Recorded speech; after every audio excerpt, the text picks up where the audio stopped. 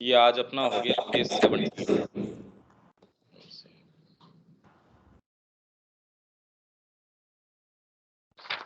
पृष्ठ संख्या 17।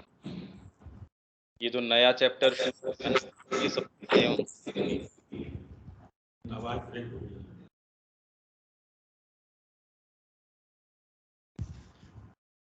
भारतीय सभ्यता एवं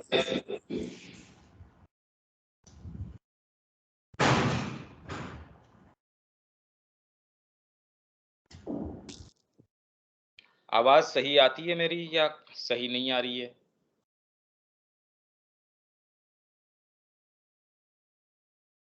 आ रही है। प्रणाम भैया। जी नमस्कार। आवाज आ रही है। अच्छा, आप लोगों के पास?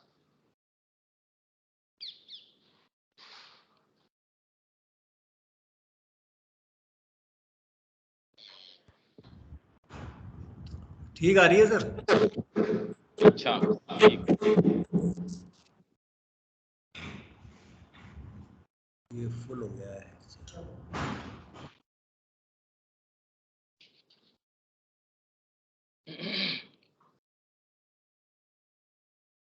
अब यहाँ से जो ये शुरू कर रहे हैं हम, भारतीय सभ्यता एवं संस्कृति। पहला तो ये था भारत क्या है। अब ये जो चैप्टर है इसके अंदर ये मानिए कि एज इफ, क्योंकि ये सबसे बड़ा है, ये लगभग ये पूरी पुस्तक जो है ये ही चैप्टर रन कर रहा है, भारतीय सभ्यता एवं संस्कृति। उसके बाद के अंदर तो तीसरा जो है प्राचीन भारतीय भाव, उसकी 4 शक्तियां, इसमें आर्य शिक्षा पद्धति आएगी। बाकी तो लगभग जो ये 75% जो बुक है, 80% बुक है, वो ये दूसरा चैप्टर है। भारतीय संस्कृति और इसकी जो सभ्यता है उसका पूरा ताना बाना इस चैप्टर में शुरू से लेके अंत तक कि उसका फंडामेंटल कंसेप्शन क्या है, किस तरीके से उसने उसको एग्जीक्यूट किया। तो यहाँ जिससे हम शुरू कर रहे हैं, ये तो बड़ी फेमस सी चीज है, बहुत लोग इसको कोट भी करते हैं कि सभ्यता का मूल्यांकन किस तरीके से करना चाहिए। और फिर उसके बाद में अपनी इसके ऊपर कमेंट्री है जो अपने आप के अंदर सेल्फ एक्सप्लेनेटरी है। बहुत ज़्यादा इसके अंदर की ये तो व्यक्ति कमेंट्री से ही समझ जाएगा कि वास्तव में क्या है। तो इसको शुरू कर देते हैं हम। भारतीय सभ्यता का मूल्यांकन मुख्यतः उसकी सहस्रों वर्षों की संस्कृति एवं महानता के द्वारा होना चाहिए, न कि अज्ञानता एवं दुर्बलता की कुछ सदियों द्वारा।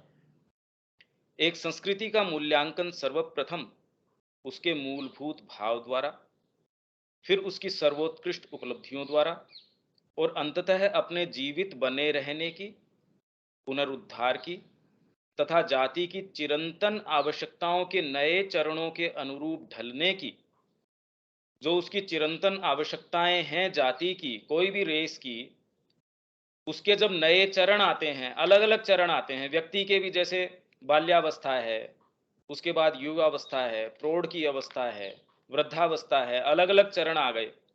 उसके अनुरूप ढलने की शक्ति द्वारा किया जाना चाहिए। अब ये तो मनुष्य के जीवन के हिसाब से हमने कह दिया प्रौढ़ हो गया, पर संस्कृति के अंदर हम ये पूरा इसका विवेचन करने वाले हैं इसमें, और ये ही विशिष्टता है इस पुस्तक की हमारी। प्रायः ही हम भारत और उसकी संस्कृति की आलोचनाएं इस रूप में सुनते हैं कि यह राष्ट्र सदा ही विदेशी आक्रांताओं द्वारा पद दलित रहा है और यहाँ सदा निर्धनता ही रही है। जो कुछ भी आधुनिक विकास हमें यहाँ देखने को मिलता है वह सब तो यूरोपियों की देन है। इस संस्कृति का मूल्यांकन अधिकांशतः हम केवल उसकी अवनति, मतलब नीचे गिरने का उसका जो समय है, जड़ता और निष्क्रियता के काल के आधार पर किया गया पाते हैं, परंतु वास्तव में यह किसी भी संस्कृति के मूल्यांकन का सच्चा आधार नहीं हो सकता, और विशेषकर प्राचीन भारतीय संस्कृति के मूल्यांकन का तो कदापि नहीं हो सकता कि हम उसके ह्रास का या अवनति के काल का बेस मान के, उसको आधार मान के और सारा मूल्यांकन संस्कृति का उसी आधार पे करें। दूसरी चीज ये भी समझने की है कि क्या ये अवनति है, विश्राम का काल है। सपोज भोजन करने के बाद मैं कुछ समय सुस्ता रहा हूँ, आराम कर रहा हूँ, पर एक्टिवली मैं जिस समय काम कर रहा हूँ, अगर मेरे को एक व्यापक चित्र पता नहीं हो उस संस्कृति का और कुछ एक काल विशेष को मैं मान बैठूं ये ही इसकी सारी चीज है या ये ही इसकी इतिश्री है, तो ये मेरे दृष्टि का दोष है, उस संस्कृति का दोष नहीं है। तो इसको अवनति माने या उसको एक पड़ाव माने जो कि युग चक्र के कारण आया है, या मनुष्य जाति जिस अवस्था में आई है उसके कारण आया है। मनुष्य की जो आत्मा आज एक ऐसे स्थान पे आके खड़ी हो गई है जहां श्री अरविंद कह रहे हैं विज्ञान ने उसके हाथ में इतनी जबरदस्त खोजें, इतनी जबरदस्त चीजें पकड़ा दी हैं, पर चेतना का उस स्तर पे विकास नहीं हुआ।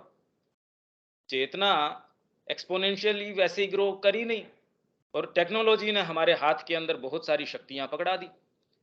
तो मनुष्य जाति एक ऐसे संक्रमण काल के अंदर है कि उसके भविष्य की नियति अब उसके हाथ के ऊपर है कि वो क्या निर्णय लेता है उसके बारे में। वो सारा उद्घोष श्री अरविंद ने किया है। तो ये जब हम ये कहते हैं कि उसके मूल्यांकन की अवनति के काल को हम उसके मूल्यांकन का आधार मान लें, देखिए कोई तो शब्द काम में लेने पड़ेंगे, इसलिए बीच में ये कहना जरूरी है।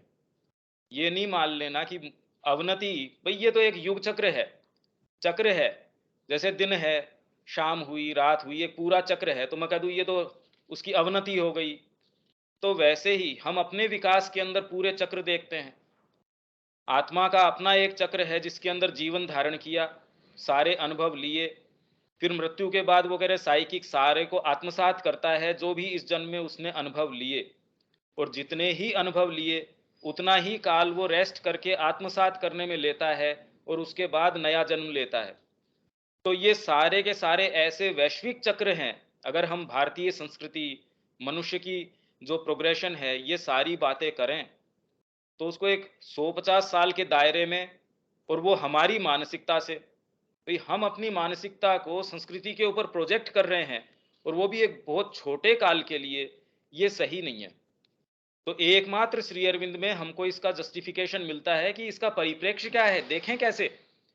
तो आलोचनाएं हमको इसी तरीके से मिलती है भारतीय संस्कृति की। भाई ओरिजिनली तुमने बनाया क्या, रेलें हैं वो सारी की सारी उन्होंने तुमको दी हैं, जो भी टेक्नोलॉजिकल एडवांसमेंट है वो सारा उन्होंने दिया है। तुम्हारे पास जितने भी, चलो आध्यात्मिकता की तुम बात करते हो, पर आज जो भी साधन काम में ले रहे हो वो तो पाश्चात्य की देन है, तो उसके आधार पे तुम चल रहे हो। तो एक्चुअल में जब तक हमारे पास परिप्रेक्ष्य न हो, हमारे पास एक विहंगम दृष्टिकोण न हो, तो हम कितना भी कोशिश कर लें दलील देने की कि भारतीय संस्कृति बड़ी महान थी, क्योंकि महानता का रहस्य तो हमको पता ही नहीं कि किस आधार पे महान थी, तो हम जितनी भी दलीलें देंगे, क्योंकि हमको पता नहीं है, उसमें संस्कृति की कमी नहीं है, वो हमारी समझ की कमी है। जैसे माँ ने एक स्थान पे कहा कि श्री अरविंद के विषय में, उनकी महानता के विषय में लोग चर्चा करते हैं कि श्री अरविंद महान क्यों, तो वो अपने मानवीय पैरामीटर्स के आधार पे उनकी महानता सिद्ध करने की कोशिश करते हैं, जबकि सच्ची में उसमें कोई महानता होती नहीं। तो वो ही बात संस्कृति के ऊपर है। ये परिप्रेक्ष्य अगर हमको मिल जाए कि महानता है किस चीज के अंदर, तो वो मानक हमको श्री अरविंद प्रदान कर रहे हैं। ये यहां से जो शुरू हुआ है, अगर हमको इसके हार्ट में प्रवेश करना है, इस संस्कृति के मूल में प्रवेश करना है, क्योंकि इसी के अंदर ये जो कमेंट्री खत्म होते ही आएगा मूलभूत विचार और आधारभूत इसका जो भाव है, मूल भाव क्या है इस संस्कृति का, ये हमको बहुत बारीकी से समझ लेनी चाहिए सारी बातों को। आगे चलते हैं इसमें। यह तो किसी भी विवेकशील व्यक्ति के लिए समझ पाना सहज होगा कि किसी महान व्यक्तित्व के वर्णन में भी उसकी महत्ता हम उसके जीवन के उस काल से दर्शाते हैं जब उसने अपनी उत्कृष्टतम अभिव्यक्ति की हो, न कि उसकी केवल वृद्धावस्था या उसकी जीर्ण शीर्ण अवस्था के काल से। भाई हमको अगर किसी का वर्णन करना हो, कोई बहुत बड़ी पर्सनैलिटी हो, कोई प्लेयर हो, कोई आध्यात्मिक व्यक्ति हो, कोई कुछ एडवेंचर करने वाला हो, तो उसका जो बेस्ट काल है उससे हम उसका वर्णन करते हैं, न कि किसी दिन वो बीमार पड़ा है उस दिन हम उसके व्यक्तित्व का वर्णन करें कि देखिए ये कितना ऐसा व्यक्ति है। तो वो तो सही समय नहीं है कि एकमात्र उसी समय को उठा के हम कह दें कि ये ही उसका सारी चीज है। ये तो नहीं हो सकता। जिस संस्कृति ने अदम्य और अथक रूप से सहस्रों वर्षों तक आत्मा, चिंतन और जीवन के प्रत्येक क्षेत्र में विराट अभिव्यक्ति की हो, पूरी मानव जाति के लिए हर क्षेत्र में अगत मार्गों को खोला हो।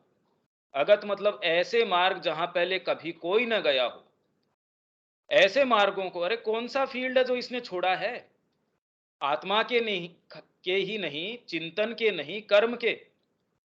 एक एक छोटी छोटी चीज के शास्त्र हैं, छोटी से छोटी चीज के शास्त्र हैं। जो विद्या, हम अगर कला की बात करें, संगीत की बात करें, ये हम कहते चिंतन के क्षेत्र हैं, कला के क्षेत्र हैं। कर्म का क्षेत्र, अरे कृषि ले लीजिए, मेटलर्जी ले लीजिए, कोई भी एक भी आप चीज ले लीजिए जिसके अंदर दूसरे कहीं भी विश्व में उस पहल तो बहुत सैकड़ों वर्षों बाद में उसकी पहल हुई है किसी भी चीज की, जो इस संस्कृति ने पहले ही दे चुकी है वो।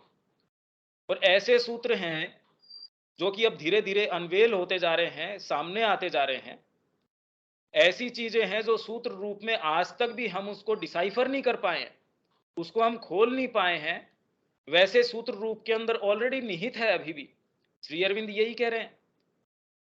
और कि वेदों के अंदर ऐसी चीजें हैं जिसमें आध्यात्मिक ज्ञान भी है, ओकल्ट भी है, इवन आपके मटेरियलिस्टिक जो साइंस है उसके भी हैं। हम नहीं खोल पाते, वो तो हमारी इनसफिशियंसी है। वेद की उसके अंदर कोई इनसफिशियंसी नहीं है, हम नहीं उस तक पहुंच पा रहे। पूरी मानव जाति के हर क्षेत्र में अगत मार्गों को खोला हो, नवीन आयाम प्रदान किए हों, उसका मूल्यांकन केवल दुर्बलता की कुछ सदियों से ही किया जाना उचित नहीं है। अब नवीन आयाम, सोचने का एक नया तरीका। भाई एक सोच हमको किसी ने प्रदान कर दी, हम बड़ा स्किलफुली उसके ऊपर जा रहे हैं, वो तो एक चीज हो गई। पर श्री अरविंद अगर अतिमानस का एक नया आयाम मनुष्य जाति के समक्ष न खोलते, तो कितनी भी उसकी उपलब्धियां हो जाए उसी स्तर के ऊपर, तो भी वो राहत नहीं दे सकती, आज की जो समस्याएं हैं उसका समाधान नहीं दे सकती। तो ये एक नया आयाम खोल दिया।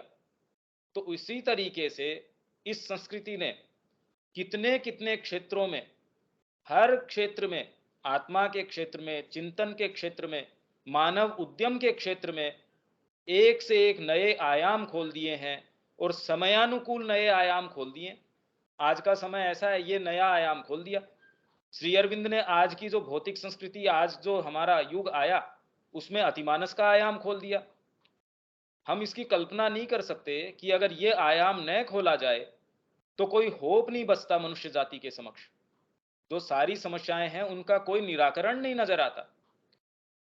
इसीलिए इसी से उन्होंने शुरुआत करी कि मैंने ये देखा, अगर ट्रेडिशनल स्पिरिचुअलिटी जैसा कि सामान्यतः मानते हैं कि जीवन से पलायन है, तो इसका कोई उत्तर नजर नहीं आता।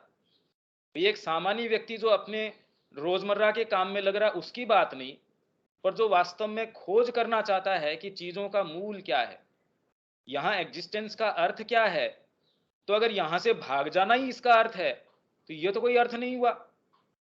तब फिर बाद में विवेकानंद जी ने उनको दर्शन दे के ये कहा कि नहीं, मैंने भी पहले ये सोचा था, पर इसका ये है कि आप धीरे धीरे आरोहण कीजिए। और अतिमानस, इसके लिए अतिमानस उन्होंने शब्द काम में नहीं लिया शायद, पर उनको 3 या 4 दिन लगातार उन्होंने ये जो दर्शन दिए, और इसके अंदर सारी इसकी जो प्रक्रिया है, सारी इसकी जो डायनेमिज्म है, वो उनको बताया कि ये कनेक्ट करना पड़ेगा, ये रहस्य है। नहीं तो परमात्मा यहां आके भाग जाना उसका एकमात्र उद्देश्य हो, तो ये तो कोई रहस्य नहीं हो सकता।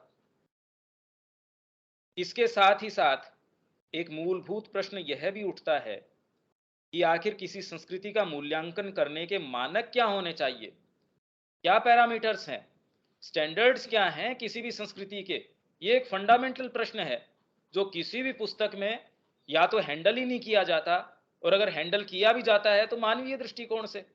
एक छोटे दृष्टिकोण को आप एक वैश्विक गति के ऊपर निर्धारित करते हैं, उस पर लागू करते हैं, कैसे हो जाएंगे। एक व्यक्ति की जो मानसिकता है उसको आप प्रोजेक्ट कर रहे हैं मनुष्य जाति के प्रोग्रेशन के ऊपर, वो कैसे हो सकता है, वो तो गलत होगा। क्योंकि यदि स्वयं वे मानक ही दोषपूर्ण हो, तो उस मूल्यांकन से किन्हीं भी उचित परिणामों की अपेक्षा कैसे रखी जा सकती है। मैं अगर पौंडीचेरी आश्रम में एक धारणा लेके जाऊं और उस धारणा के आधार पे तय करूं कि देखिए ये कैसी व्यवस्था कर रखी है, मेरे को श्री अरविंद की फिलोसॉफी का पता ही ना हो, उनके दर्शन का नहीं पता हो, बताइए कैसे मैं मूल्यांकन कर सकता हूं कि चीजें यथास्थान हैं या नहीं हैं, और हैं तो सही हैं भी या नहीं है। जब तक मैं मूल तक नहीं चला जाता, जब तक मैं आपके प्लान को नहीं समझता, आप उस प्लान को एग्जीक्यूट सही कर रहे हैं या नहीं कर रहे हैं, ये डिसाइड करने का तो मेरे को राइट ही नहीं है। मेरे पास तो कोई स्टैंडर्ड नहीं है, कैसे मापदंड है, कैसे नापूंगा मैं उसको। जब मेरे को पता चल गया कि आपका ब्लूप्रिंट ये है, तो फिर भी मैं जान सकता हूं कि आप एग्जीक्यूट कैसे कर रहे हो, और उसके लिए भी तैयारी की जरूरत है। आप मेरे को नक्शा भी दिखा दें, पर मेरे को नक्शा पढ़ना आता ही नहीं, उसके लिए भी तो एक पहले तैयारी की आवश्यकता है। भाई श्री अरविंद ने सारी चीज लिख दी, पर उसके लिए भी तैयारी की जरूरत है कि हम उसको पहले समझें। किसी ने साहित्य में लिख दिया, पर मेरे को साहित्य का ज्ञान नहीं, तो उसकी पहले तैयारी भी आवश्यक है। तो श्री अरविंद ने सूत्र दे दिए, अब हमारे ऊपर है कि हम कम से कम उन सूत्रों को समझना तो सीखें कि क्या सूत्र हैं, क्या हैं। उदाहरण के लिए, यदि भारतीय संस्कृति का मूल्यांकन उसकी सैन्य आक्रमणकारिता, कि कितने उसने आक्रमण किए भारतीय संस्कृति ने, अन्य राष्ट्रों के साथ युद्ध में उसकी सफलता, कितने उसने युद्ध किए हैं, संगठित धन लिप्सा, जो कि आज हम देख रहे हैं सारी की सारी धन लिप्सा है। हर राष्ट्र एक दूसरे से कैसे व्यवहार कर रहा है, एक व्यक्ति किसी दूसरे से कैसे व्यवहार कर रहा है, कोई संगठन है वो कैसे दूसरे से व्यवहार कर रहा है, सारी की सारी कुल मिला के धन लिप्सा के अलावा तो कोई दूसरी चीज है ही नहीं। जिसको मां कह रही है उपयोगितावाद, यूटिलिटेरियनिज्म, उसके अलावा तो व्यवहार का और कोई दूसरा आधार ही नहीं है।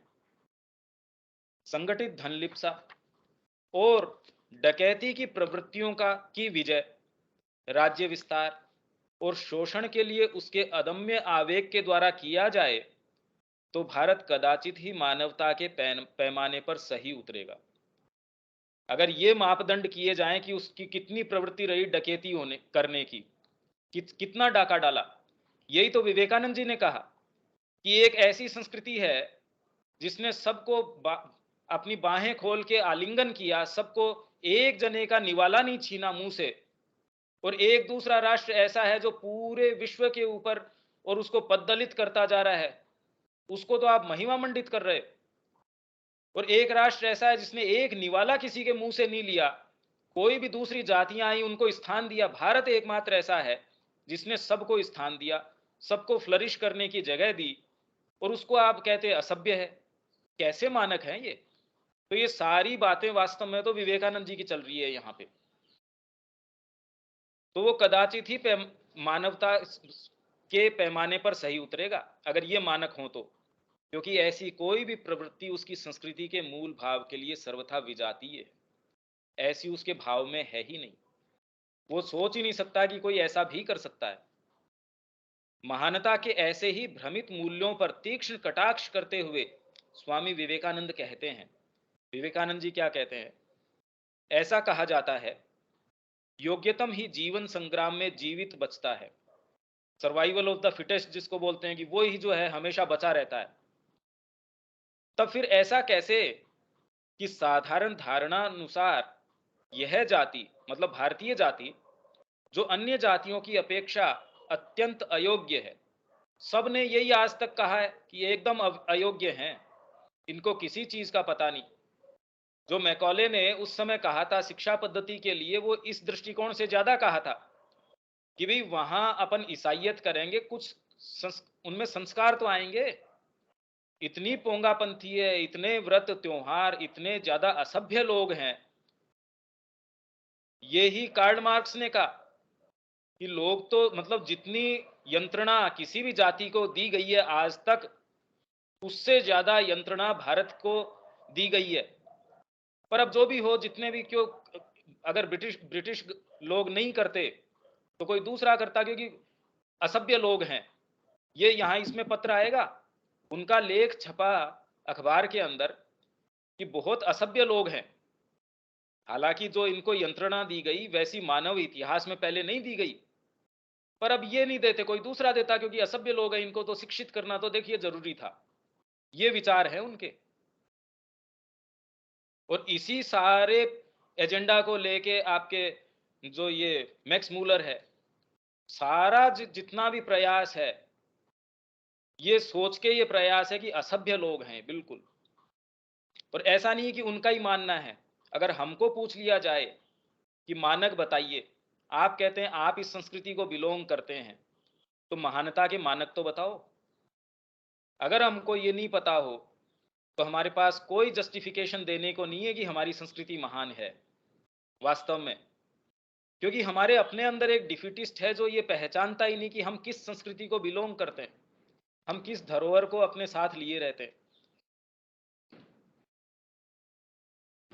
तो ये कह रहे हैं साधारण धारणानुसार यह जाति तो अन्य जातियों की अपेक्षा अत्यंत अयोग्य है, ये एक धारणा फिर भी दारुण जातीय दुर्भाग्य के चक्र में फंस जाने पर भी उसके विनाश का कोई चिन्ह दिखाई क्यों नहीं देता।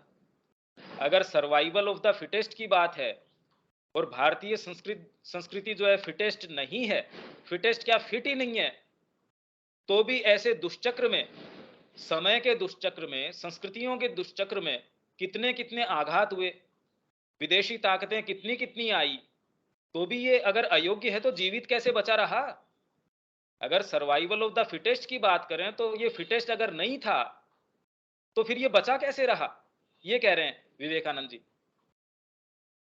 ऐसा कैसे है कि तथाकथित वीर्यशाली और कर्मपरायण जातियों की प्रजनन शक्ति जिस प्रकार एक और प्रतिदिन कम होती जा रही है, मतलब सो कॉल्ड जो बड़ी वीर्यवान शक्तियां हैं, तेजस्वी जो राष्ट्र हैं, उनकी जो वीर्यत्व है मतलब क्रिएटिविटी है, उनकी ओजस्विता है, वो तो दिन दिन कम होती जा रही है। और उसी प्रकार दूसरी ओर नैतिकता विहीन, हमको कहा गया है कि जो जिनको आप नैतिकता विहीन कहते हैं कि कोई नैतिकता ही नहीं है। आप भगवान कृष्ण की बात करो, क्या नैतिकता है उनके अंदर। आप अपने जो जो भी संत हैं और हैं उनके जीवन चरित्र को देखो तो वो समझ ही नहीं पाते कि ये क्या बात हुई। अपनी सेल्फ विल दे दी कि भाई माँ कर रही है जो कर रही है, सो आश्रम में भी आप कहें, अच्छा भला साइंटिस्ट है, डॉक्टर है, माँ की शरण में चला गया कि भी क्या करना चाहिए, माँ से पूछ लेते हैं। तो तेरे खुद के अंदर अकल नहीं है कि माँ से पूछ लेते हैं। ये बात पाश्चात्य संस्कृति को या जो बुद्धि से सोचता है उसको कभी नहीं समझ में आ सकती। रे तेरा खुद का विवेक नहीं है क्या। तो नैतिकता विहीन, किनको बिल्कुल अकल नहीं है। गुरुजी ने कह दिया, ऋषि ने कह दिया, किसी शास्त्र ने कह दिया, खुद का दिमाग ही नहीं लगा रहे। नैतिकता है ही नहीं इनके अंदर, क्योंकि उनकी नैतिकता से हमारी नैतिकता मेल नहीं खाती। वो जिसको सो कॉल्ड नैतिकता कहते हैं, उनका तो एकमात्र मापदंड ये है कि जो बाइबल में लिखा है, जो क्रिश्चियनिटी कहती है वो नैतिकता है। जितने दायरे में कहती है उतना ठीक है। आप संडे को जाके प्रेयर कर लीजिए, अब कोई सारा जीवन योग है ये कोई बात थोड़ी होती है। फिर बाद में आगे वो दलील क्या देते हैं, इनको बेचारों को मिलता ही नहीं तो योग अपने आप ही हो गया। भी जेल के अंदर मेरे को बंद कर दिया, तो कहते ये तो साधु हो गया, देखिए इंद्रियों के ऊपर विजय कर लिया, अब ये कोई दूसरा काम नहीं करता। तो वैसे ही भारतीयों को बेचारों को पता ही नहीं कि जीवन के आनंद क्या होते हैं। उनको तो कोई सुख चैन है ही नहीं, न उनके पास शिक्षा, न उनके पास टेक्नोलॉजी। इनको चॉकलेट का टेस्ट नहीं पता, अच्छा कपड़ा क्या होता है उसका टेस्ट नहीं पता। और अगर बाहरी दृष्टिकोण से देखें तो एक्चुअल के अंदर वहां जितनी एटलीस्ट सामान मिल जाता है, यहाँ तो आप सेफली खरीद ही नहीं सकते। न हवा शुद्ध है, न पानी शुद्ध है, व्यवहार भी आपको तकलीफ देता है। तो अगर बाहरी मापदंडों पे बात करेंगे तो वास्तव में हमारे पास कोई मानक नहीं है जिसपे आज भी हम ये कह सकें कि ये संस्कृति महान है। और इसीलिए हमारे दिक्कत होती है। भाई हमको ये प्रूफ करने में क्यों दिक्कत है? क्योंकि हम अपनी आत्मा की गहराई पे रहते नहीं। जिस जिस स्तर पे महानता है उस पे हम है नहीं, और जिस पे उसको प्रूफ करने की कोशिश करते हैं उस पे महानता है नहीं। बाहरी स्थितियों पे तो कोई महानता है ही नहीं। तो ये एक बड़ी प्रॉब्लम की बात है। तो हम हमेशा ही गड़मड़ में रहते हैं।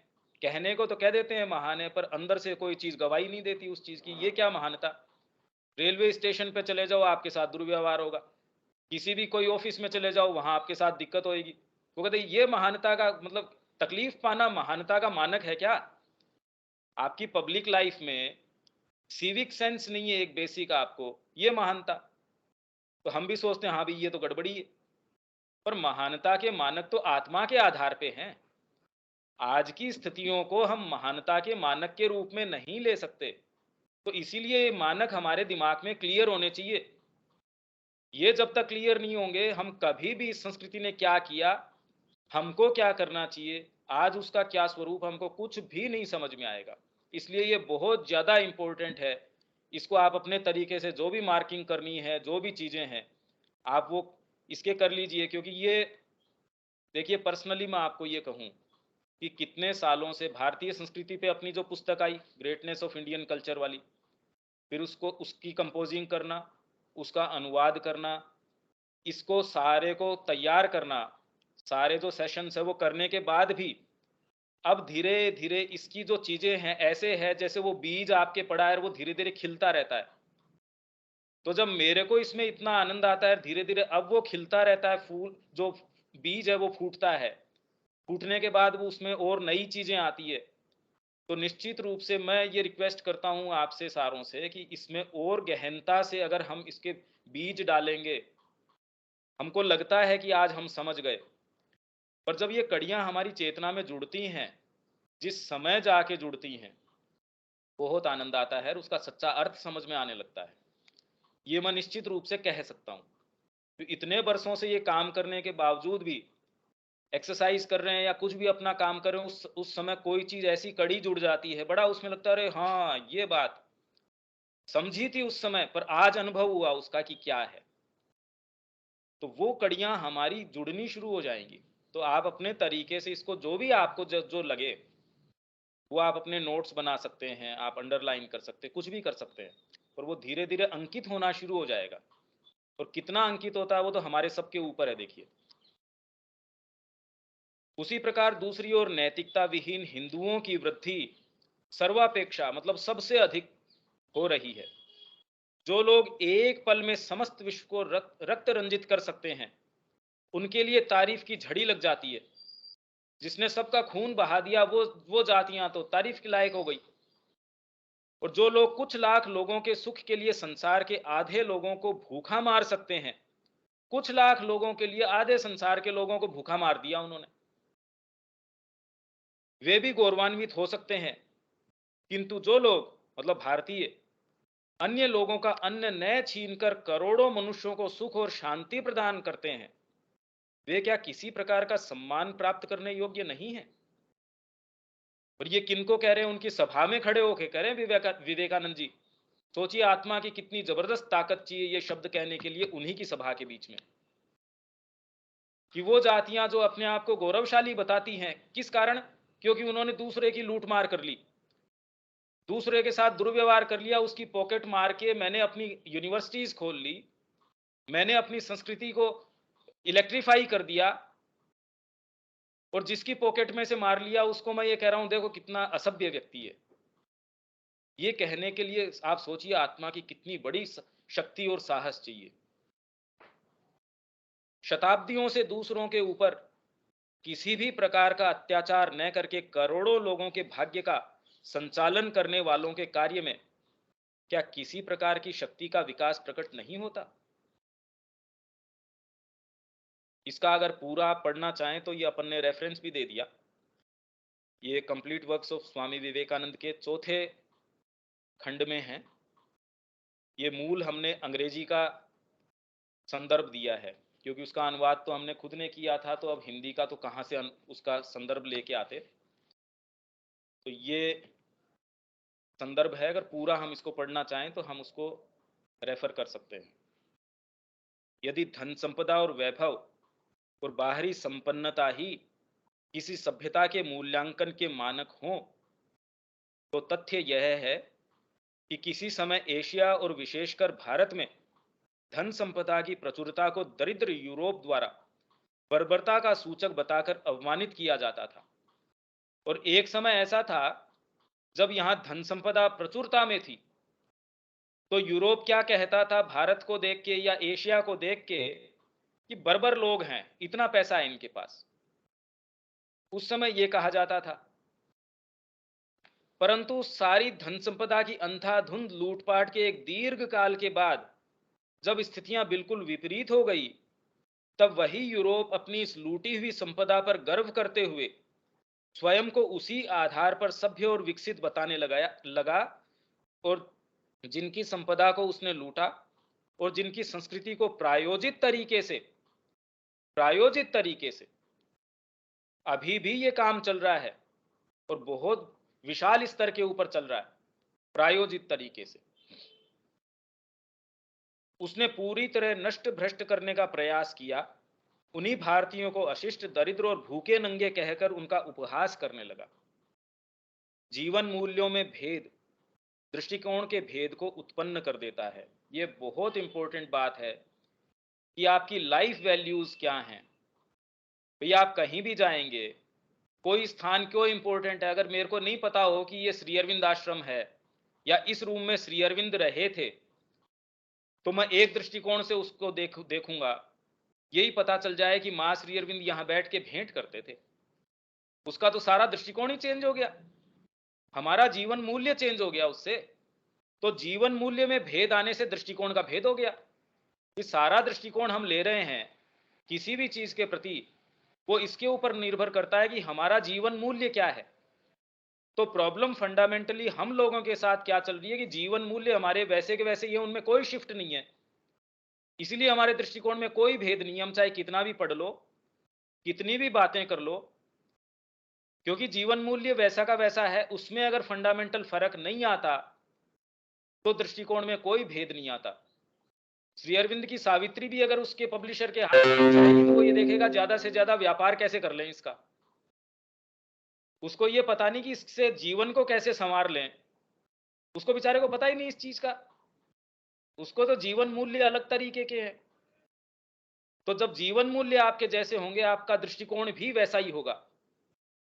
तो फंडामेंटली ये ही फर्क है एक सामान्य व्यक्ति में, एक दीक्षित में, जिसमें ये पुकार आ गई कि परमात्मा मैं आपका हूं या मां मैं एकमात्र आपका हूं। जैसे ही एक बार भी आप ये कहते हैं, धीरे धीरे आपकी सारी चीजें चेंज हो जाती हैं। बाहरी तरीके से थोड़ी चेंज होती हैं कोई। बचपन में वही संसार को आप देखते थे, कैसे देखते थे। आज उसी व्यवस्था को जब हम खुद व्यवस्था के स्तर के ऊपर चीजों को देखते हैं, तो हम कितनी चीजों को एक अलग दृष्टिकोण से देख सकते हैं, जो हमारे ही बच्चे हमारे घर में रह के वो नहीं देख सकते। क्योंकि जीवन मूल्यों में जैसे ही परिवर्तन आता है, दृष्टिकोण में ऑटोमेटिकली भेद आना शुरू हो जाता है। तो सारे जीवन का परिवर्तन हो जाता है इससे। और मनुष्य अपने अपने पूर्वाग्रही दृष्टिकोण के अनुसार चीजों का मूल्यांकन करने लगते हैं। चीजों का मूल्यांकन हम उसी तरीके से करते हैं। किसी दूसरे व्यक्ति को आप श्री अरविंद की गीता दीजिए, वो कहता है अभी ये बात तो मेरे को समझ नहीं आती, वो उसका आकलन, उसको जज करना शुरू कर देगा। कोई दूसरी गीता से, चाहे वो विनोबा जी वाली उसको जचती होगी, वो कहता है इसके बराबर तो श्री अरविंद ने कुछ कहा ही नहीं है। या और कोई भी दूसरी गीता के आधार के ऊपर, क्योंकि ये तो हम रात दिन देख सकते हैं। वो ही गीता कितनी अलग अलग कमेंट्री आपको कौन सी अपील करती है देखिए, और कितने लोग हैं, सबको अपने अपने तरीके से सारी अपील करती हैं। तो दृष्टिकोण भेद तो साफ नजर आ ही रहा है। मूल टेक्स्ट वही गीता का। एक कहता नहीं गीता के अंदर तो ये योग है, सांख्य की बात है खाली। इस्कॉन वाले कहते हैं इसके अंदर तो भगवान श्री कृष्ण को, एकमात्र श्री कृष्ण को बता रखा है, विष्णु को भी उनसे नीचे है वो तो। अब जिसके जैसा समझ में आ रहा है देख लीजिए आप, कैसे वो अपने तरीके से दलीलें दे रहे हैं। स्वयं अपने अतीत के बारे में भारत और यूरोप की मानसिकता में कितना भेद है, इसका उदाहरण देते हुए स्वामी विवेकानंद कहते हैं। देखिए ये कहना क्यों जरूरी है। आज हम अगर महानता की बात करें तो आप पश्चिम के मानक इस पे लगाएंगे तो वो कभी सफल नहीं हो सकते, क्योंकि उनका दृष्टिकोण अलग है, हमारा दृष्टिकोण अलग है। अब वो कह रहे हैं कि अगर चैतन्य महाप्रभु चले जाएं ब्रिटेन के अंदर तो लोग कहेंगे पागल आदमी है, इसको पागल खाने में डालो। और भारत के अंदर लोग जो है उनके चरणों की धूली को चूमने के लिए बिछ पड़ेंगे। तब वही रेस्पॉन्स आप सोचो कि उनको अमेरिका या ब्रिटेन में भेज दोगे और लोग चरणों की धूली उठाना शुरू कर देंगे। मानसिकता ही नहीं है वैसी। ये एक फंडामेंटल प्रॉब्लम है। तो इसलिए जब तक हमारा जीवन मूल्य में शिफ्ट नहीं होता, हमारे जीवन का जो ढर्रा है उसमें कोई चेंज नहीं हो सकता। हमको नजर ही नहीं आता कि क्या करना चाहिए क्या नहीं करना चाहिए। भाई श्री अरविंद की भी पद्धति है, उसको लेके वास्तव में हम क्या कर रहे हैं, मार्केटिंग ही तो करने की कोशिश कर रहे हैं। उसको जीने का कौन प्रयास कर रहा है, उस पर खरे तरीके से उतारने की कोशिश करें। ये तो शायद ही कोई नजर आता है जो ये कहता है कि मेरे को तो एकमात्र प्योरली माँ क्या कहती है उसको अनन्य रूप से उस मार्ग में जो भी आए, उसमें जो भी आता है वो सहर्ष ठीक है, उसमें क्या दिक्कत है। तो स्वामी विवेकानंद ये मानसिकता के भेद को बता रहे हैं इसमें। क्या तुमने कभी ऐसे देश का नाम सुना है जिसके महानतम राजाओं ने अपने आप को प्राचीन राजाओं अथवा पुरातन दुर्ग निवासी, पथिकों या सर्वस्व लूट लेने वाले डाकू बैरनों का वंशधर न बताकर अरण्यवासी अर्धनग्न तपस्वियों की संतान कहने में ही अधिक गौरव समझा। आज भी हम अगर अपने गोत्र देखें, भाई हम जितने भी गोत्र हैं, जितने भी, वो किससे लाइनेज आ रही है सबकी, किसी न किसी ऋषि से आ रही है। पर उनकी अगर बात करें, वो अपना सुख किस में लेते थे कि ऐसा डाकू था, ऐसा एक व्यक्ति था जो सबको पीड़ा देता था। और हम किस में आनंद ले रहे हैं, हम किसके अंदर अपने गोत्र ढूंढ रहे हैं, ये हमारे ऋषि थे। हमारा ये गोत्र है जी, हमारा इस ऋषि से वंश परंपरा चली आ रही है। आज भी है ये बात, तो उन लोगों के तो है नहीं। ये फंडामेंटल मेंटेलिटी का भेद तो हमारी अब भी नस नाड़ियों में चलता आ रहा है। क्या तुमने कभी ऐसी भूमि के बारे में सुना है? यदि नहीं तो यह हमारी मातृभूमि ही है वह स्थान, ये भारत ही वो स्थान है। दूसरे देशों में बड़े बड़े धर्माचार्य अपने को किसी राजा का वंशधर कहने की बड़ी चेष्टा करते हैं। धर्माचार्य मतलब जो बड़े बड़े ये प्रीस्टहुड टाइप के जो होते हैं, कोई भी, वो अपने आप को किसी में इतने बड़े नाइट का या इतने बड़े कोई राजा था उसका वंशधर हूं, ये कहने में आनंद लेते हैं। वो कोशिश ये करते हैं कि अपना वंशधर खुद को किससे बताएं। और यहां किससे वंशधर बताते हैं? यहां भारतवर्ष में महानतम राजा किसी प्राचीन ऋषि के वंशधर होने की बड़ी चेष्टा करते हैं। अब एकदम उल्टी बात हो गई। वहां कोई जो धर्माचार्य है वो कोशिश करता है कि मेरा पूर्वज किसी राजा को बता दूं, और यहां कोई राजा कोशिश किस चीज की करता है कि मैं अपने को वंशधर किसका बताऊं, किसी ऋषि का। तो ये तो बिल्कुल उल्टी बात है। और आज भी वही बात है, आज भी वही बात है। इस सब वर्णन से यह तो स्पष्ट ही है कि यदि किन्हीं पूर्वाग्रहों के आधार पर, देखिए ये सारा हम फिलहाल तो एक भूमिका दे रहे हैं, भूमिका तैयार कर रहे हैं कि वास्तव में हमको क्यों इन दोनों को कैसे भेद करना चाहिए। हमको ये बातें इसलिए रिमोट लग रही हैं क्योंकि हम में से किसी ने एक्टिवली इस बारे में सोचा ही नहीं। कि ये संस्कृति और ये संस्कृति कभी हम, क्योंकि इतना ज़्यादा हम मैकेनिकली प्रोसेस्ड हैं अपने जीवन से, उसकी चीज़ों से, कि ये हमारे चिंतन का विषय नहीं है, इसलिए ये बातें हमको रिमोट लग रही हैं, ये बातें हमको दूर लग रही हैं। पर यदि हम इस विषय में सोचें, सभ्यता क्या है, संस्कृति क्या है, पूरे विश्व में किस-किस तरीके से लोग क्यों कैसे बिहेव कर रहे हैं, उनका प्रोग्रेशन क्यों अलग तरीके का है। जब तक हम वो नहीं समझेंगे तो आज की स्थितियां भी हम नहीं समझ सकते। यदि आप मेरी मानसिकता नहीं समझते तो मैं कोई काम को क्यों कर रहा हूं, तब तक आप कभी नहीं समझ सकते। हम ये कहते हैं कि भाई ये तो बच्चा है, इससे आप ऐसे क्या अपेक्षा रखते हो, या ये बेचारा अभी बीमार है, आप इससे क्या अपेक्षा रखते हो।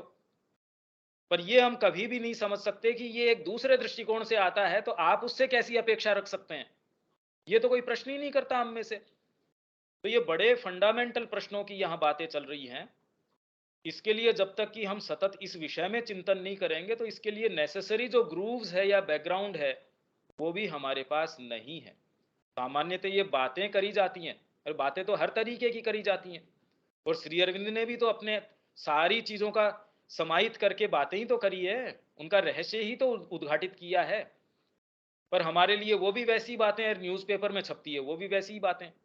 अगर श्रद्धा का एलिमेंट हटा दिया जाए तो हमारे लिए उनका उतना ही महत्व है। और क्या महत्व है, जब तक कि हम स्वयं उसको आत्मसात न करें, स्वयं उसका चिंतन न करें, तो हमारे लिए वो कभी भी फलीभूत नहीं हो सकती। तो फिलहाल ये कोशिश किस चीज की चल रही है, एक बैकग्राउंड देने की, एक समझाने की, कि हम अगर इस संस्कृति के अंदर प्रवेश करना चाहें तो हमको मनोभाव क्या चाहिए। भाई इस ग्रुप में हम समझना चाह रहे हैं, तो हमसे किस मनोभाव की अपेक्षा रखी जाती है। मैं चाहता हूं, मेरे को बहुत इच्छा है श्री अरविंद की सावित्री पढ़ने की, तो मेरे को इंग्लिश भी तो आनी चाहिए। उसके जो अर्थ हैं श्री अरविंद का भाषा के ऊपर, कि कौन से शब्द से कहाँ क्या उनका शेड है मीनिंग का, वो जब तक मेरे को समझ में नहीं आए, तब तक तो उसमें मैं प्रवेश नहीं कर सकता। तो वैसे ही हम चाहते हैं इसको समझना, तो इसके लिए जो नेसेसरी हमको ग्राउंड है, उसकी भी धरातल की आवश्यकता है। जब हम किसी महान व्यक्ति से मिलने जाते हैं तो उसका मूल्यांकन करने से पहले हमें यह बोध होना आवश्यक है कि आखिर उसका मूल भाव क्या है।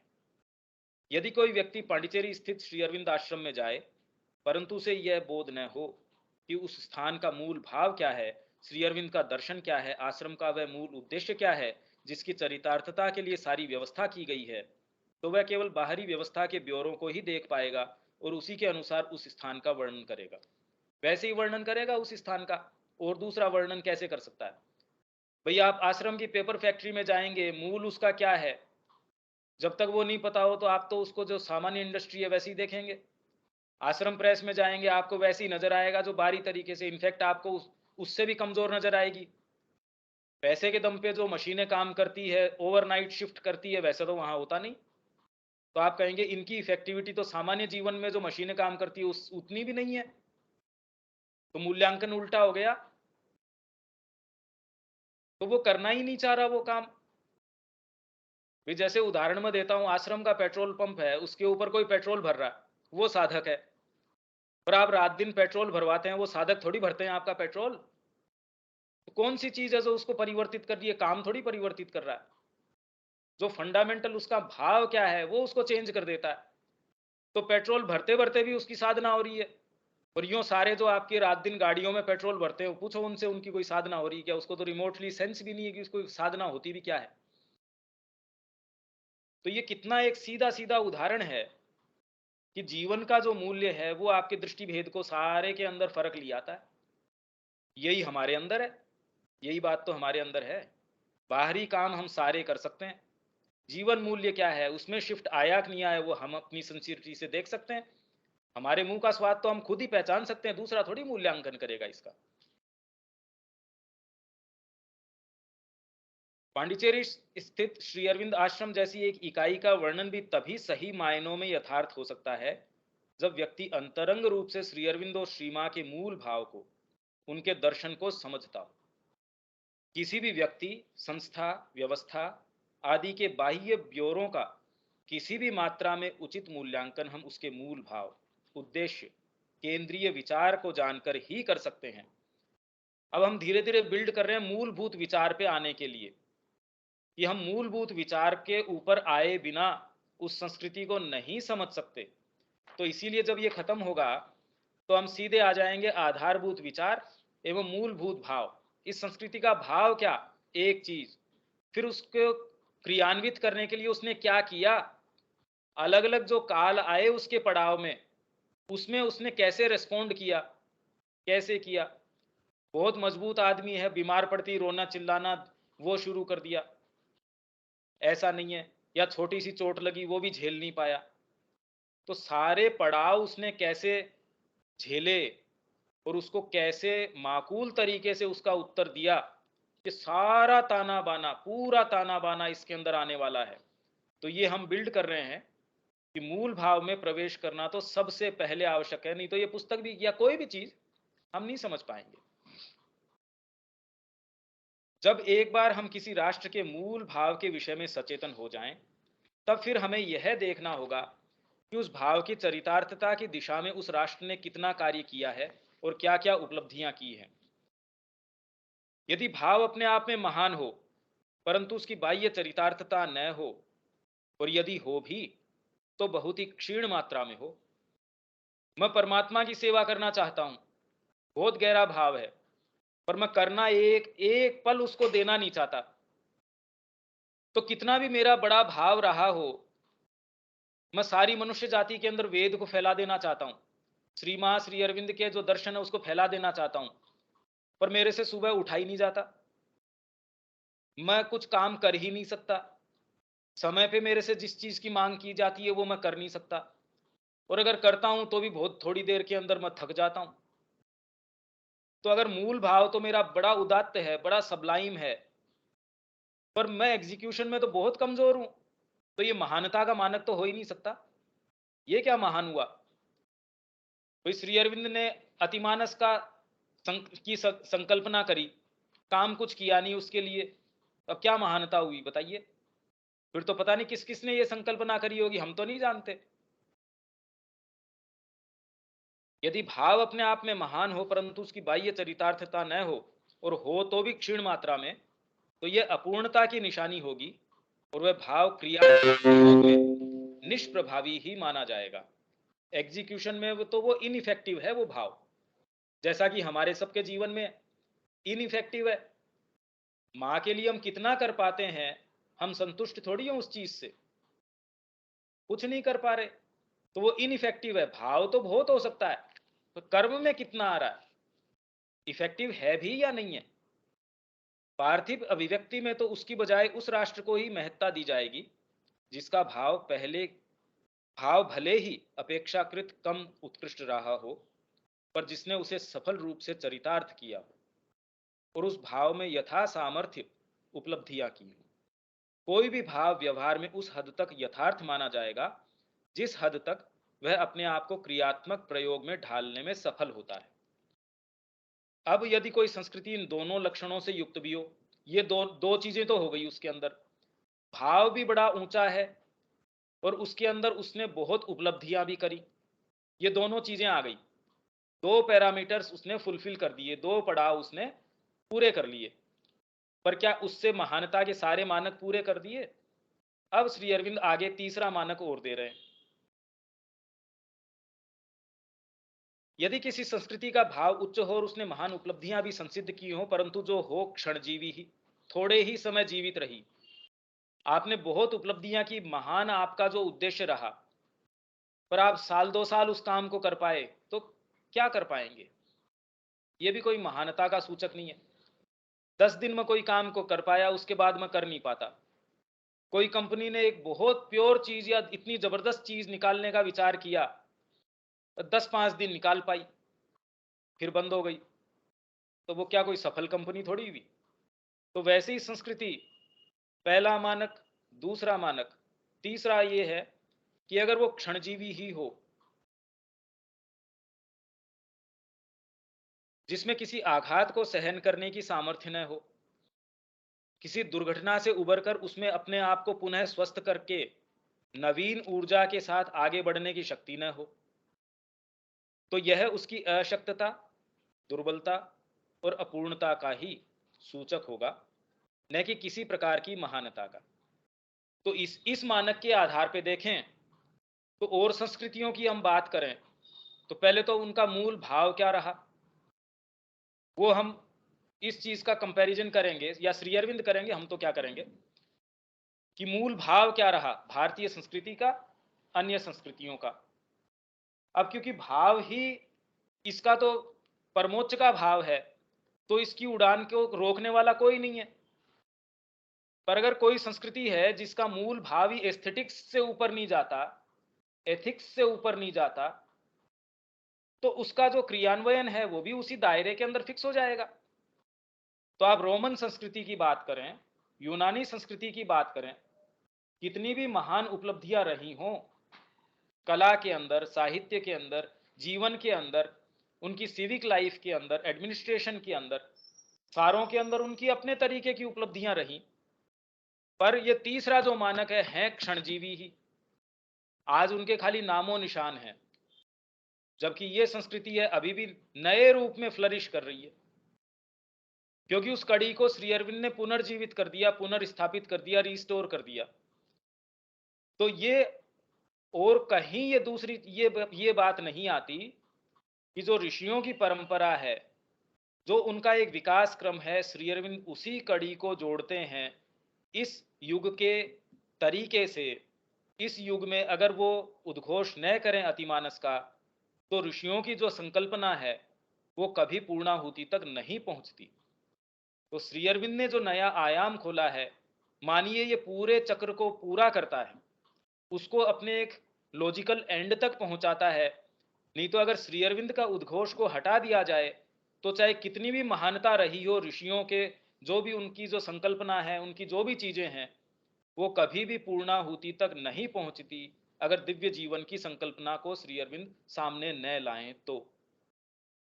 वो उस पूरे क्रम को पूर्णता तक पहुंचाते हैं। अतः किसी महान संस्कृति में अपने आप को बनाए रखने की और सभी आघातों को विजयी रूप से सहन करने की क्षमता भी होनी चाहिए। किसी भी दीर्घ जीवी संस्कृति का अपने विकास क्रम में भिन्न भिन्न कालों से सामना होता है। इन कालों की अपनी अपनी भौतिक, मनोवैज्ञानिक, भौतिक मतलब फिजिकल उसकी रिक्वायरमेंट्स है। हर संस्कृति की हर युग में अपने समय पे फिजिकल उसकी नेसेसिटीज हैं, बाहरी उसकी रिक्वायरमेंट्स हैं। भौतिक आपका ढांचा है वो एक तरीके का है, उसकी अपनी रिक्वायरमेंट्स है, उसकी नेसेसिटीज हैं। मनोवैज्ञानिक, साइकोलॉजिकल, वेद के समय के अंदर एक साइकोलॉजी थी, उपनिषदों के काल में एक साइकोलॉजी थी, आप कालिदास के युग में आ जाते हैं वहां एक साइकोलॉजी थी। अब आज हम परीक्षण करें कि वही वैदिक व्यवस्था है, वही शिक्षा परंपरा है, आज हम कोशिश करें तो इस युग के नए ढांचे में हमको उसको ढालना पड़ेगा। शिक्षा पद्धति में यही बात हम करेंगे। बहुत सारे प्रयोग हैं, बहुत सारी चीजें हैं, वो ये कोशिश करते हैं वैसी गुरुकुल पद्धति अपना लीजिए। अरे भाई, भाव वो हो सकता है पर समय वो नहीं है। तो आपको जिन रूपों में उसको ढालना होगा वो इस युग के अनुरूप होने चाहिए। इसीलिए अगर ये समझे बिना जितने भी प्रयोग किए गए हैं वो देर सवेर निष्प्रभावी रहे हैं, असफल रहे हैं, पूर्ण रूप से, आंशिक रूप से। पर वो आप ये नहीं कह सकते राष्ट्रीय नीति के अंदर दे देते हैं। अगर हम ये कहें कि भारत की आज शिक्षा नीति क्या होनी चाहिए, तो कोई उठा के ये दे दे कि गुरुकुल परंपरा होनी चाहिए, नहीं हो सकती, क्योंकि हमारी आवश्यकताएं आज के तरीके से हैं। अब वो फ्रेमवर्क उठा के दे देते तो वो आज तक भी चला आता, फिर बाद में फिर उसमें क्या दिक्कत थी। वो उस समय के लिए सफिशिएंट हो सकता है। तो आज हमको ये सूत्र खोजने पड़ेंगे, श्री अरविंद ने दे रखे हैं। पर अगर हम कोई मूलभूत काम करना चाह रहे हैं, हम में से कोई भी, ये हमको आज के तरीके के सूत्र हर फील्ड में, किसी भी फील्ड में वो सूत्र हमको देने पड़ेंगे। ये अगर हम उठा लें, श्री अरविंद का कोटेशन डाल दें या उस समय की बात कोई उठा लें, इसीलिए तो वो इफेक्टिव नहीं होती। भाई कोटेशन तो रात दिन फ्लोट कर रहे हैं, पर क्या कितना प्रभाव पड़ता है उसका? कोई प्रभाव नहीं। भारतीय संस्कृति ने अपने विकास क्रम में वैदिक और उत्तर वैदिक युग के समय एक गहन अंतर्भास के स्वर्णिम काल का भी आस्वादन किया है। देखिए, इसमें बीच में मैं थोड़ा स्किप करके गया हूं क्योंकि हम मूल भाव समझ गए हैं। तो ये जो मैं पहले ही कह चुका हूं, तो वैदिक समय के अंदर और उत्तर वैदिक समय में, पोस्ट वैदिक एज के अंदर भी जो चेतना प्राधान्य में थी, वो थी इंट्यूशन, अंतर्भास का स्वर्णिम काल, जो गोल्डन पीरियड जिसको हम कहते हैं, उसकी अपनी मांग थी। बाहरी तरीके से, भौतिक तरीके से, सामाजिक तरीके से, व्यक्ति के तरीके के ऊपर, समाज के तरीके के ऊपर उसके अपने तौर तरीके थे। फिर कालांतर में परतंत्रता, इसके बीच में सारे जितने भी युग आए, क्योंकि वैदिक सत्य है वो भी, इवन श्री अरविंद कह रहे थे सायण के समय तक आते आते भी बहुत सारे तो इवन शब्द लुप्त हो गए। सायण को पता ही नहीं कि वो वेद के अंदर वो शब्द है, उनका अर्थ क्या है। तो वेदों की जो शब्दावली है, इवन ब्राह्मण ग्रंथ जो हैं, वहां तक आते आते भी बहुत कुछ जो ऑब्सक्योर हो चुकी थी। अब उस समय आप कोशिश करें कि वो ही वैदिक व्यवस्था आ जाए, वो संभव नहीं है, जबकि ब्राह्मण ग्रंथ तो वेदों के सबसे नजदीक थे। उसके बाद कालांतर में जैसे जैसे जैसे जैसे मन का विकास हुआ, तो मन के विकास के अनुरूप रूप आने चाहिए। हम अंतर्भास के काल के रूप को अब लाना चाहेंगे, वो कैसे इफेक्टिव हो सकते हैं? वो तो विजातीय है हमारे लिए, हमारे लिए तो वो एक्टिव है ही नहीं, हम वहां रह ही नहीं रहे। परतंत्रता, दासता, निष्क्रियता और जड़ता का कड़वा रस भी चखा है, परंतु इन सभी कालों में यह अपने मूल भाव को अंतर में संजोए हुए सदा ही उस काल विशेष के अनुसार नए रूपों में अपनी वाणी को प्रसारित करती रही है। ये बात हम खोलेंगे क्योंकि इसमें आएगा अलग अलग जो युग से हमारी जो संस्कृति, इवन भारतीय धर्म, क्योंकि सनातन धर्म की हम बात कर रहे हैं, तो इस धर्म का रूप वैदिक युग में, पोस्ट वैदिक युग में, उपनिषदों के काल में, कालिदास के समय में और आज के समय में, ये सारे जितने भी कि कालांतर में कैसे इसने अपने रूपों को परिवर्तित किया और समयानुकूल नए रूपों को प्रस्फुटित किया, ये इसका हम बड़ा डिटेल के अंदर, डिटेल मतलब एक व्यापक तरीके से, अब डिटेल तो कोई कहे कि इस ईस्वी से लेके इस तक ये आया, वो तो करने का काम है, अगर कोई अप टू इट महसूस करे तो निश्चित रूप से करना चाहिए, पर एक परिप्रेक्ष्य दे दिया, इसमें एक व्यापक परिप्रेक्ष्य हमने दे दिया। इसका गुह्य कारण यह है, अब ये एक फंडामेंटल बात है, क्यों, कैसे हुआ ये काम? क्योंकि ऋषियों की एक अटूट परंपरा वैदिक युग से लेके आज तक के युग में, प्रत्यक्ष रूप से या परोक्ष रूप से, अब श्री अरविंद का आगमन तो वो कह रहे हैं decisive action direct from the supreme, supreme का डिसाइसिव एक्शन है वो तो एकदम। तो इस रूप में उन्होंने नए आयाम, नए मोड़, नए रूप सारे प्रदान कर दिए। हम नहीं समझ पा रहे, वो इनसफिशियंसी हमारी हो सकती है, वहां सूत्रों में तो कोई कमी नहीं है। ऋषियों की सूक्ष्म या प्रत्यक्ष उपस्थिति ने सदा ही इस राष्ट्र को थामे रखा है और इसे इसके पूर्व निर्दिष्ट लक्ष्य की ओर अग्रसर रखा है। इसमें यह हमारे लिए चिंतन करने का विषय है, क्या आज भी किस तरीके से ऋषियों की प्रत्यक्ष और परोक्ष उपस्थिति ने कैसे थामे रखा है। आज भी जो विचार प्रचलन में है, जो वास्तव में विचार इस सारी चीज को मूव कर रहे हैं, मैं न्यूज चैनल्स की बात नहीं कर रहा जो आज एक चीज परोस रहे हैं, दिन भर पता नहीं कितना आपको देते हैं, वो बातें नहीं है, पर एक फंडामेंटल चीज, जैसे फ्रेंच रेवोल्यूशन आई, तो थियोसॉफी वाले कहते हैं कि भी कोई ऋषि बैठे थे हमारे, कोई साधु थे, हिमालय पे उन्होंने संकल्पना करी, उसने अपने आप को प्रस्फुटित कर दिया फ्रेंच रेवोल्यूशन के रूप में। इक्वेलिटी है, फ्रेटर्निटी है, इस तरीके से ये इन विचारों के रूप में, क्योंकि ये आत्मा के विचार हैं, तो ये मूलभूत विचार कहाँ से आते हैं? भी आत्मा की निधियां हैं, ये किसी भी व्यक्ति के थ्रू आ सकते हैं ये, तो विचार के थ्रू, उपस्थिति के थ्रू। तो आज तो मां श्री अरविंद की उपस्थिति है और हम ये मानते हैं कि वो अर्थ के एटमॉस्फेयर में रह के सारी चीज की तैयारी कर रहे हैं। तो प्रत्यक्ष, सूक्ष्म, परोक्ष तरीके से उनकी उपस्थिति उसको उस समय से लेके आज तक भी थामे हुए है और इसे इसके पूर्व निर्दिष्ट लक्ष्य की ओर अग्रसर इसने कर रखा है। पूर्व निर्दिष्ट है, ये प्रीडेस्टिन्ड है, ये ऐसा होकर ही रहेगा, इसको कोई भी नहीं रोक सकता।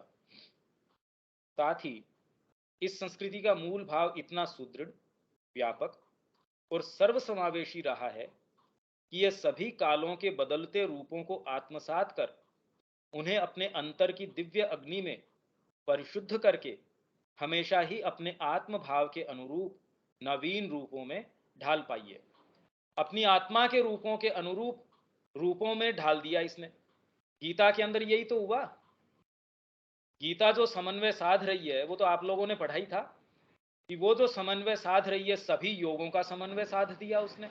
मानसिक भाषा में योग की जितनी भी पद्धतियां हैं, चिंतन की जितनी भी धाराएं हैं, सारी जितनी भी प्रणालियां हैं चिंतन की, विचार की, सारों का उसने एक सिंथेसिस प्रस्तुत कर दिया। और श्री अरविंद ने उसको कितना एक बड़ी पावरफुल भाषा में सामने ला दिया। इसीलिए माँ कह रही है कि ये गीता का जो मैसेज है और पोटेंट हो गया और मनुष्य जाति को एक और लंबे समय तक जो है ये दिशा निर्देश देता रहेगा। तो ऐसे ही गीता का होल्ड क्या कम है आज? तो समय समय पे हम कहें भी आज कौन है, अरे भी आज गीता है हमारे पास, श्री अरविंद का दर्शन है, उनकी सूक्ष्म उपस्थिति है, और जो जानते हैं कैसे अनुभव करना उनके लिए बिल्कुल प्रत्यक्ष है।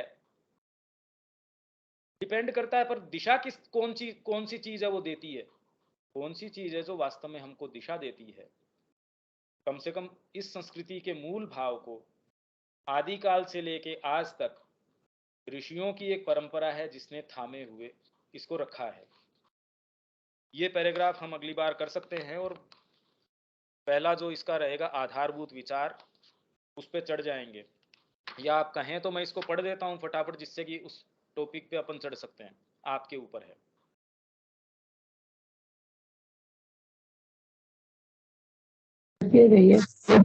हाँ जी पढ़िए। ठीक है, मैं इसको फटाफट पूरा कर देता हूं क्योंकि इसकी मूल बात तो आई गई है। वर्तमान में भी मनुष्य जाति अपने विकास क्रम में एक ऐसी संकटमय अवस्था से गुजर रही है जिसमें कि मानव मन ने किन्हीं दिशाओं में तो अत्यधिक प्रगति कर ली है, परंतु कुछ अन्य दिशाओं में वह अवरुद्ध हो गया है और भ्रमित हो अपना मार्ग खोज रहा है। भौतिक विज्ञान ने वैश्व शक्ति की बहुत सी क्षमताएं उसके हाथों में सौंप दी हैं और मानव जाति के जीवन को भौतिक रूप से एक बना दिया है। मानव जाति ने अपने मानसिक प्राणिक और भौतिक दावों और प्रेरणाओं की सेवा के लिए बाहरी जीवन का एक ऐसा ढांचा खड़ा कर दिया है जो इतना विशाल और इतना जटिल है कि उसकी व्यवस्था कर पाना उसके लिए असंभव हो रहा है। ये तो हम देख ही रहे हैं। यह ढांचा क्या है? ढांचा एक जटिल राजनीतिक, सामाजिक, प्रशासकीय, आर्थिक, सांस्कृतिक मशीनरी है जो उसके बौद्धिक, संवेदनात्मक, सौंदर्यग्राही और भौतिक संतोष के लिए एक सामूहिक साधन है। आपके बीइंग के अंदर ये जो जितनी भी मांगे हैं, बौद्धिक, संवेदनात्मक, सेंसेशनल, जितने भी आप बाहरी संस्कृति के अंदर जाएंगे, दूसरे का मकान भी सही, साफ, सुंदर रहना चाहिए। आप शिकायत कर सकते हैं, साहब उसने सफाई नहीं करी, मेरे को अच्छा नहीं लग रहा। आप नॉइज नहीं कर सकते क्योंकि संवेदनात्मक, सौंदर्यग्राही, एस्थेटिकली ठीक नहीं है। ये व्यवस्था ऐसी होनी चाहिए कहीं कोई तकलीफ का चांस ही नहीं हो। आप ट्रेन में जाएं, यात्रा करें, शॉपिंग में, मॉल में जाएं, कहीं कोई तकलीफ नहीं होनी चाहिए, जीवन में, व्यवहार में, कहीं भी। और भौतिक संतोष के लिए एक सामूहिक साधन है। यह एक ऐसा सभ्यता तंत्र है आज का जिसे उसकी सीमित मानसिक क्षमता और समझ के लिए तथा उससे भी अधिक सीमित उसकी आध्यात्मिक और नैतिक क्षमता के लिए, मतलब मानसिक और नैतिक क्षमता भी उसको नहीं संभाल सकती, आध्यात्मिक क्षमता तो विकसित हुई नहीं। टीचिंग एड्स बढ़ गए पर टेक्नोलॉजी ऑफ कॉन्शियसनेस तो बढ़ी नहीं। आपने टीचिंग के लिए कि उसको टेबल्स जल्दी याद हो जानी चाहिए, ग्रामर बहुत जल्दी याद हो जानी चाहिए, कंप्यूटर ला दिया, ये जो भी आपने टीचिंग एड्स आपने तैयार कर दी, पर उससे शिक्षा की जो प्रणाली है, जो कॉन्शियसनेस इन्फ्यूज करने की बात है, उसकी तो कहीं बात ही नहीं है। वो उसमें तो कोई उतना इजाफा हुआ ही नहीं, टेक्नोलॉजी में जरूर हो गया, फायदा क्या हुआ फिर? आध्यात्मिक जो और नैतिक क्षमता के लिए संभाल पाना अब अधिकाधिक मुश्किल होता जा रहा है।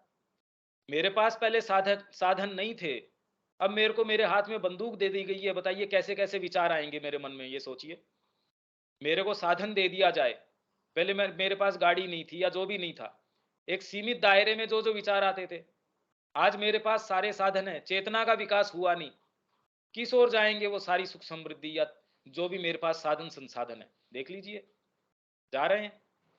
इंटरनेट का या मोबाइल का या हमारी टेक्नोलॉजी का हम क्या उपयोग कर रहे हैं, वो हमारा उपयोग करिए या हम उसका उपयोग कर रहे हैं, मेरे ख्याल से इसमें तो किसी के संशय है नहीं, इसमें तो कोई किसी के कोई भ्रम नहीं है। मनुष्य के व्यक्तिगत और सामूहिक अहम और उसकी दिन प्रतिदिन बढ़ती मांगों के चलते विवेकशील व्यक्तियों के अंदर एक आशंका का ऐसा भाव उठने लगा है कि यदि यह क्रम यूं ही चलता रहा तो विनाश निश्चित है। ये आध्यात्मिक लोग नहीं कह रहे, इवन जैसे स्टीफन हॉकिंग है, अभी तो खत्म हो गया शायद वो पिछले साल, साइंटिस्ट, वो कह रहे हैं भी मनुष्य जाति को फटाफट ही किसी दूसरे ग्रह के ऊपर जीवन की तलाश कर लेनी चाहिए, यहां तो अब अर्थ हैबिटेबल नहीं रहेगा, तो आप जल्दी इसकी कोशिश करो, नहीं यहाँ तो एक इतना बड़ा कोई होने वाला है, आप मनुष्य जाति सस्टेन ही नहीं कर सकती। ये तो वैज्ञानिक कह रहे हैं, भौतिक तरीके से आप अपने को सस्टेन नहीं कर सकते, साइकोलॉजिकली तो छोड़िए। ऐसे ही काल में इस संस्कृति की आत्मा ने श्री अरविंद व श्री मां के प्राकट्य के द्वारा उनके माध्यम से पृथ्वी पर अतिमानसिक चेतना के अवतरण, दिव्य शरीर में दिव्य जीवन की संसिद्धि का उद्घोष किया है। यह इस संस्कृति की विलक्षण अनुकूलन क्षमता का परिचायक है। अनुकूलन क्षमता मतलब एडेप्टेबिलिटी, इस समय के प्रति इस संस्कृति ने कैसे अडेप्ट किया, श्री अरविंद ने सारे को अपनी वाणी के अंदर फिर से मुखरित कर दिया, फिर से प्रसारित कर दिया। तो आप ये मान लीजिए कि भी संस्कृति का ही एक ये उपक्रम है, ये भी हम कह सकते हैं कि विषम से विषम परिस्थितियों में भी यह संस्कृति अपनी आत्मा से एक नवीन प्रकाश बाहर भेजती रही है, जो समयानुकूल नवीन रूपों का निर्माण करता रहा है। इसी संस्कृति के मूल्यांकन के लिए इन मानकों को स्थापित करने के बाद श्री अरविंद अब इनकी कसौटी पर भारतीय संस्कृति को उतारकर यह विवेचन करने की ओर अग्रसर होंगे कि किस प्रकार यह संस्कृति इन सभी मानकों पर सर्वथा खरी उतरती है।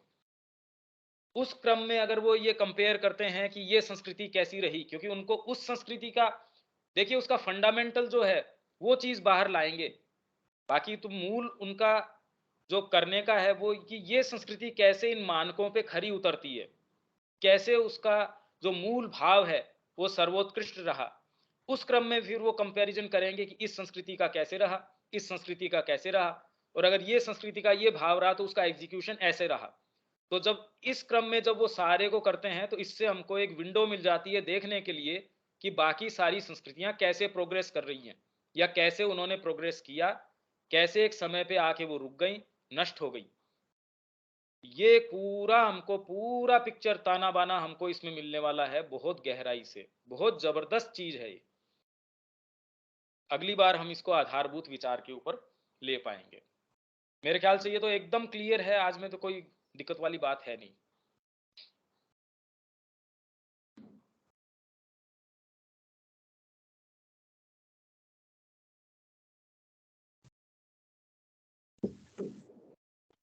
भैया आपके द्वारा भेजा गया किताब हमको मिल गया है।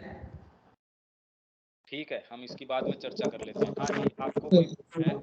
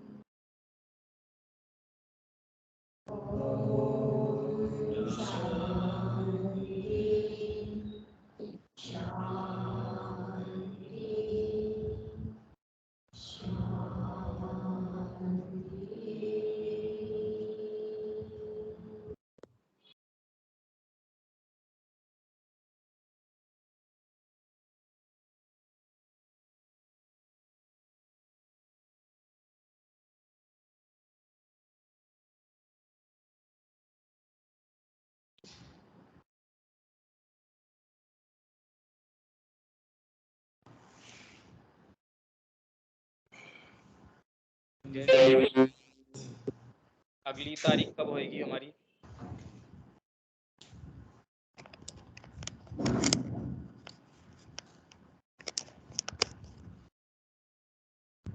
हाँ